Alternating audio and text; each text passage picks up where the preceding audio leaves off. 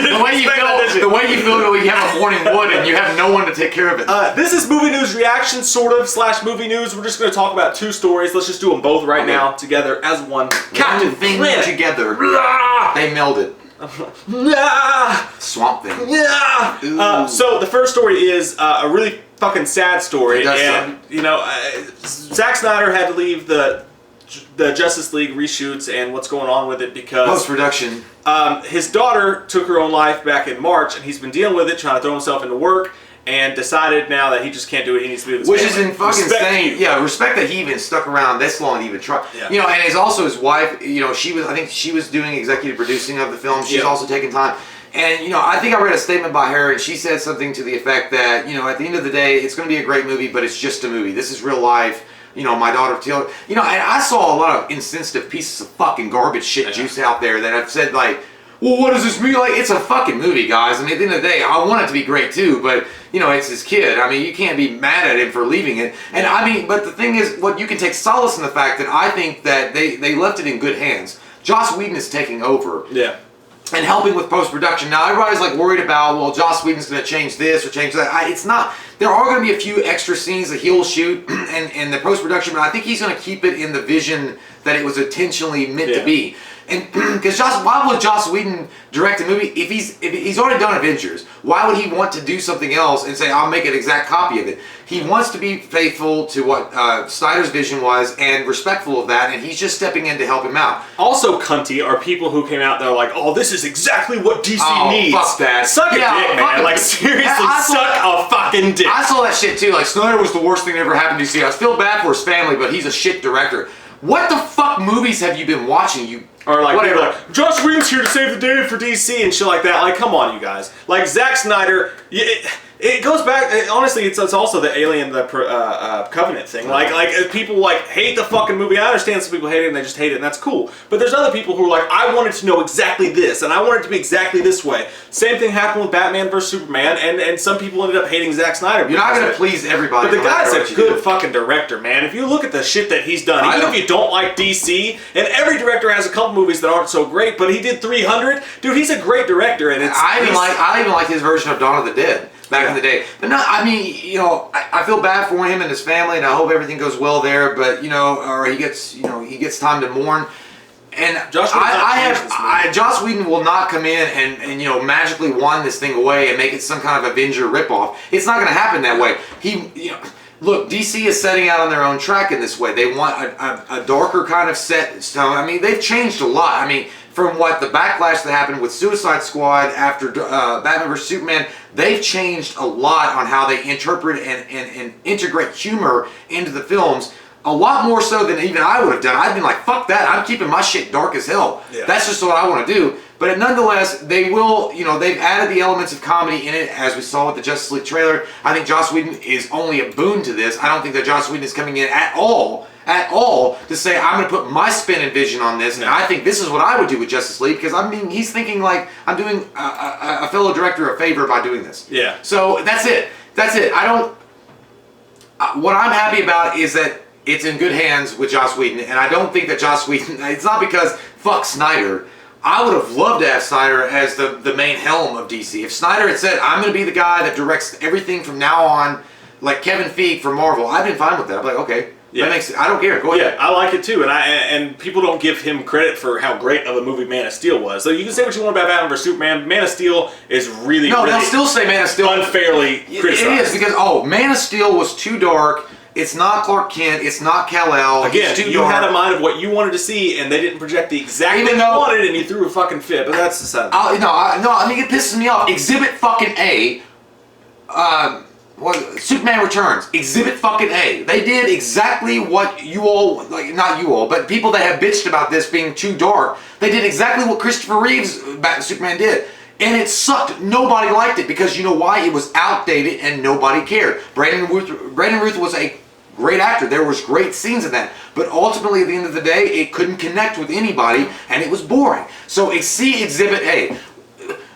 You know, I don't know, man. Like, I don't know what else you can do. Superman is such a hard character to really retell anyway in the 21st century to make him relatable. Yeah. Batman's easily relatable to anybody. Superman is one of those characters that have always been I don't know how to do it on film. I'm going to do my best. And I think that Zack Snyder did the very best he could, and I thought it was great. I thought he said the very best he could. No, good. He did the best he could. But no, I totally agree with you, man. And bottom line, I think Zack Snyder's an underrated director, and my thoughts and prayers and thoughts and anything, all good vibes I can send go out to him and his family. Respect for having the guts to do that and walk away. But you know what? I know what's going to happen is it doesn't matter what we say. It doesn't matter what we do.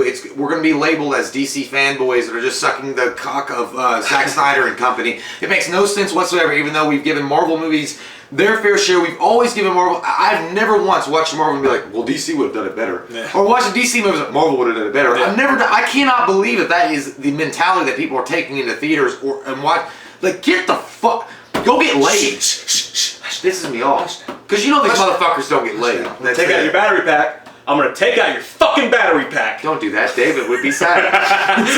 So moving on, like, serious respect to Zack Snyder and his family for real. For doing what you had to do. And I'm sure the movie's going to be fucking fantastic. It's our #1 most anticipated movie. And good move by Joss Whedon. He's a good being guy. a good guy doing that. So that's our thoughts on it. Moving on to less serious matters. Resident Evil is getting the old reboot.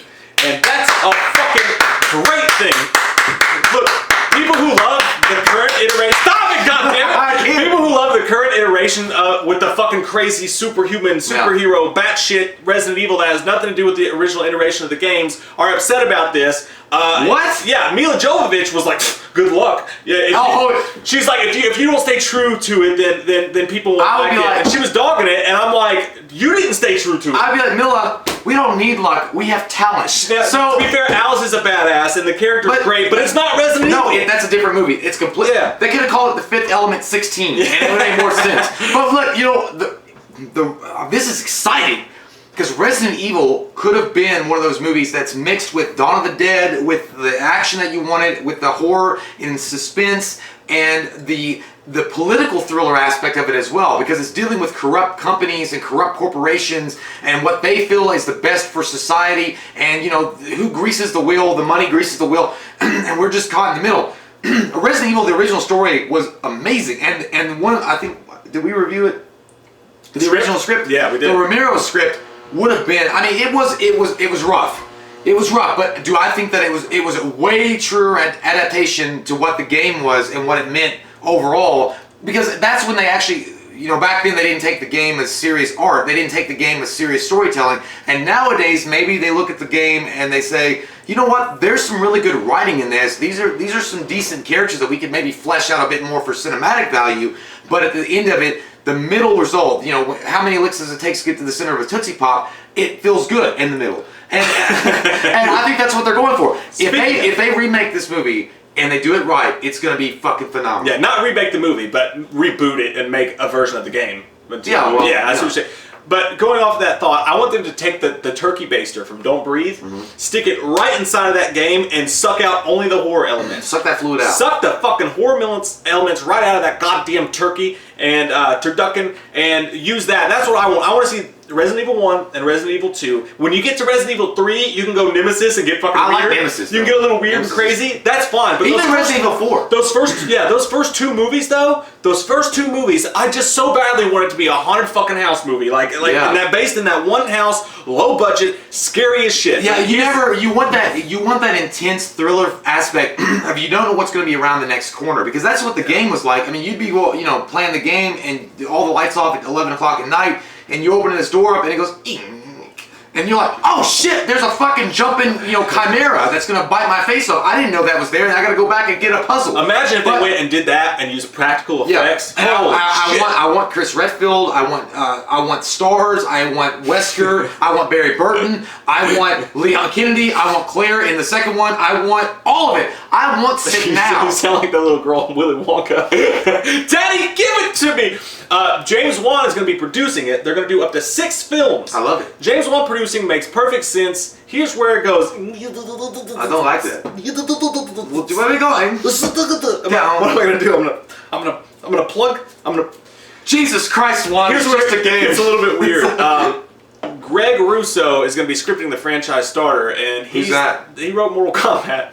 It's a great man. Like Mortal Kombat is like, I mean, okay, first off, it's not a horror movie. Yeah, it's not. Mortal Kombat.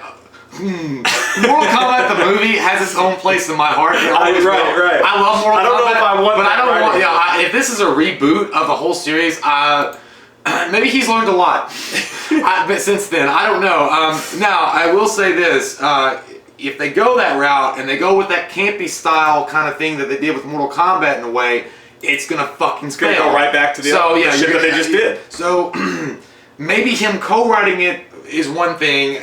Him actually helming the whole script is that might need to be worked on a little bit. So, and the last piece of news we have for you today is go to our Instagram at We Watched a Movie. You will see a picture of it. It is they released at this weird convention thing a sort of kind of promotional poster for Halloween.